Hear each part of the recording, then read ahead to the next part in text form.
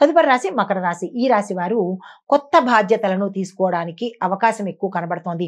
ఉద్యోగస్తులకు పై అధికారుల యొక్క ఒత్తిడి, ప్రెషరు చాలా ఎక్కువగా ఉండే అవకాశం కనబడుతోంది. ప్రశాంతంగా ఉండేందుకు ప్రయత్నం చేయండి. ఎటువంటి కోపావేశాలు కానీ, ఎటువంటి ఆందోళన కానీ ఈ రోజు పెట్టుకోమాకండి. మీకు చెప్పదగిన పరిహారము, శని భగవానుడికి నువ్వుల నూనె దీపం వెలిగించినట్టయితే కనుక కొంత మంచి జరిగే అవకాశం కనబడుతోంది. మీకు కలిసి వచ్చే రంగు నలుపు రంగు లేదా నీలి రంగు. ఏ పని మీదైనా వెళ్ళేటప్పుడు ఈ రంగు వస్త్రాన్ని ధరించి వెళ్ళినట్టయితే కనుక మంచి ఫలితాలు పొందుతారు. తదుపరి రాశి కుంభరాశి. ఈ రాశి వారికి స్నేహితుల సహాయ సహకారాలు లభిస్తాయి.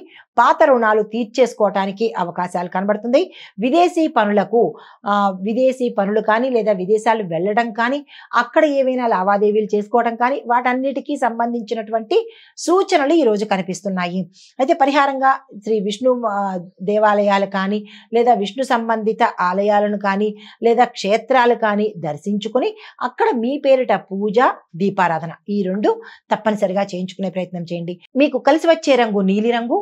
ఈ రంగు వస్త్రాలను ధరించి మీరు ఏ పని మీదైనా వెళ్ళినట్టయితే కనుక సానుకూలంగా తిరిగి వచ్చే అవకాశం కనబడుతోంది.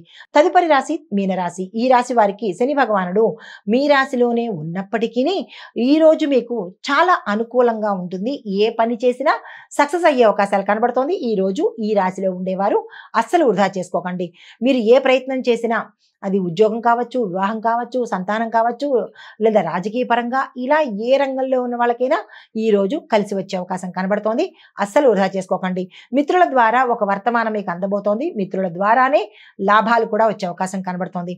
మీకు చెప్పదగిన పరిహారము, తులసి దళాలతో దత్తాత్రేయ స్వామి వారిని పూజ చేసుకున్నట్టయితే కనుక మంచి ఫలితాలు పొందుతారు. మీకు కలిసి వచ్చే రంగు పసుపు రంగు లేదా నీలి రంగు. ఈ రెండు రంగుల్లో ఏదైనా రంగుని మీరు బయటకు వెళ్ళినప్పుడు కానీ లేదా పని మీద వెళ్ళినప్పుడు కానీ ధరించి వెళ్ళినట్టయితే సక్సెస్ సాధించే అవకాశం ఉంది. అయితే ఈ రోజు మొత్తం సమగ్ర విశ్లేషణ చూసినట్టయితే కనుక మిథున, సింహ, వృశ్చిక, ధనస్సు ఈ రాశుల వాళ్ళకి అత్యంత అనుకూలము, శుభప్రదము. అయితే తుల, మకర, కన్య ఈ మూడు రాశుల వారికి మాత్రము సహనం పాటించండి, ఓర్పుగా వ్యవహరించండి.